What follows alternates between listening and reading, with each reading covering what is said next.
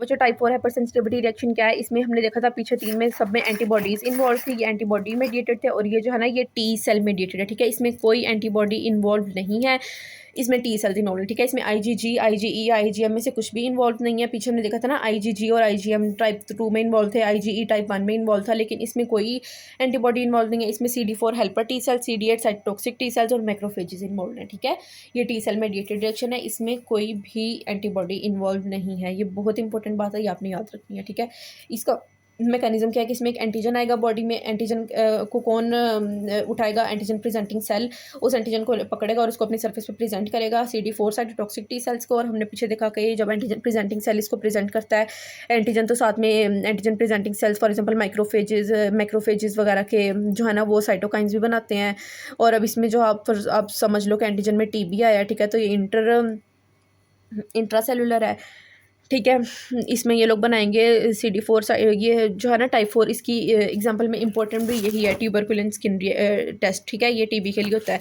तो इसलिए हम इसमें ना टीबी को ही जहन में रख के पढ़ते हैं, ठीक है। इसमें जो टीबी है ना वो उसका माइक्रोऑर्गेनिज्म जाके सेल में रहेगा, तो ये क्या करेगा, इसके साइटोकाइंस कौन सा इंटरल्यूकिन बनाएंगे, इंटरल्यूकिन 12, और ये CD4 टी सेल्स किस में डिफरेंशिएटेड होंगे, TH1 सेल्स में, ठीक है। अब इनको पता है कि मैंने मैक्रोफेजेस बनाने हैं, मेरे पास जो आने वाला एंटीजन था ना वो सेल के अंदर है, मैंने मैक्रोफेज बनाना है, ऐसा मैक्रोफेज जो जाके पूरे सेल को ही इनगल्फ कर ले, ठीक है बच्चों।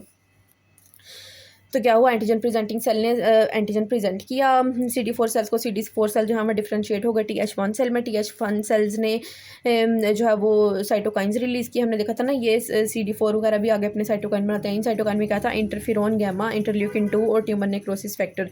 इंटरल्यूकिन 2 है ये जो है ना ये और ज़्यादा टी सेल्स को एक्टिवेट करता है, और ये इंटरफेरॉन गैमा क्या करता है, ये मैक्रोफेजेस को एक्टिवेट करता है, ठीक है, मैक्रोफेजेस को एक्टिवेट करता है। एक्टिवेटेड मैक्रोफेजेस क्या करते हैं, एंजाइम्स और इन्फ्लेमेटरी मेडिएटर्स रिलीज़ करते हैं, और वो जाके उस टिश्यू को डैमेज कर देते हैं, यानी टिश्यू को डैमेज करेंगे, टिश्यू के सेल्स में जो थे वो एंटीजन थे वो टिश्यू को ही डैमेज कर देंगे, ठीक है। इसकी क्लिनिकल एग्जांपल में आता है ट्यूबरकुलिन PPD, या इसको मेंटोक्स टेस्ट भी कहते हैं। ये बहुत इंपॉर्टेंट है बच्चों। इसमें हम क्या करते हैं, एक प्योरीफाइड प्रोटीन डेरिवेटिव, PPD का क्या मतलब है, प्योरीफाइड प्रोटीन डेरिवेटिव हम पेशेंट के इंजेक्टेड करते हैं स्किन में, बाहर से इंजेक्ट करते हैं, ठीक है। इसमें हमने ना ये नहीं देखना कि पेशेंट को करंट टीबी है या नहीं, इसमें हमने ये देखना कि बस वो कभी टीबी के एंटीजन से एक्सपोज हुआ है हमारी बॉडी या नहीं, कभी पहले उसके पास टीबी का एंटीजन आया इधर in the form of vaccine और डिजीज इटसेल्फ, ठीक है। बस हमने ये देखना है कि इसका एंटीजन से एक्सपोजर हुआ है या नहीं, ठीक है। तो इसको चेक करने के लिए हमने क्या करना है, PPD देना है पेशेंट को, उसकी स्किन में इंजेक्ट करना है। अगर पर्सन जो है ना वो previously been expose to TB, अगर कभी वो टीबी एंटीजन से एक्सपोज हुआ है ना, तो क्या होगा, मेमोरी सेल्स जो है ना इस वाले एंटीजन PPD को रिकोगनाइज कर लेंगे, ठीक है। ये टीबी में भी होता है, ठीक है। हमने उसका एंटीजन लगाया, उसका ही एक प्रोटीन डेरिवेटिव है, ये हमने लगाया पेशेंट को। अगर तो उसको ने पहले कभी टीबी से एक्सपोज हुआ है ना वो, तो जो मेमोरी टी सेल है ना बॉडी के, वो रिकोगनाइज कर लेंगे इस एंटीजन को। इसको रिकोगनाइज करने के बाद वो क्या करेंगे, TH1 सेल्स में कन्वर्ट होंगे। TH1 सेल्स क्या करेंगे, वो इंटरफेरॉन गैमा बनाएंगे, हमने पीछे पढ़ा ना, इंटरफेरॉन गैमा बनाएंगे। इंटरफेरॉन गैमा बनेगा तो उससे मैक्रोफेजेस एक्टिवेट होंगे। मैक्रोफेजेस क्या करेंगे, लोकल इंड्यूरेशन करवाएंगे, यानी एक हार्ड स्वेलिंग हो जाएगी 48 to 72 आवर्स के बाद, ठीक है। हमने 2 से 3 दिन के बाद चेक करना है, अगर वहाँ पे हार्ड स्वेलिंग हुई है तो मतलब उसको पहले एंटीजन से एक्सपोजर हो चुका है, ठीक है।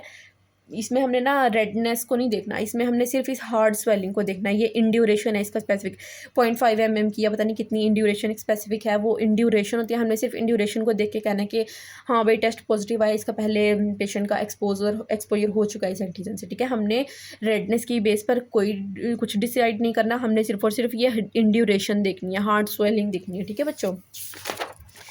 एक ये इसकी एग्जांपल होगी, दूसरी इसकी एग्जांपल है कॉन्टैक्ट डर्माटाइटिस। ये किस वजह से होती है, पॉइजन आईवी या निकल वगैरह की वजह से। इसमें क्या होता है कि केमिकल जो है ना वो कॉन्टैक्ट करता है स्किन के साथ, और वो केमिकल एक्ट करता है एंटीजन के तौर पे, एंटीजन या हेप्टेन के तौर पे। टी सेल्स एक्टिवेट हो जाते हैं इस एंटीजन की वजह से, और ये क्या करते हैं, रेडनेस, इचिंग और स्वेलिंग अपीयर हो जाती है 2 to 3 डेज़ के बाद। ये आपने याद रखना, ये जो है ना reaction hyper sensitivity reaction 2 to 3 days के बाद आएगा, और इसमें क्या होगा, रेडनेस, इचिंग और स्वेलिंग डिवेल्प होगी पेशेंट में, ठीक है बच्चों। तो ये हो गए हमारे सारे हाइपर सेंसिटिविटी रिएक्शन। अगर इसमें आपको कोई कन्फ्यूजन है तो आपने पूछ लेनी है, ठीक है।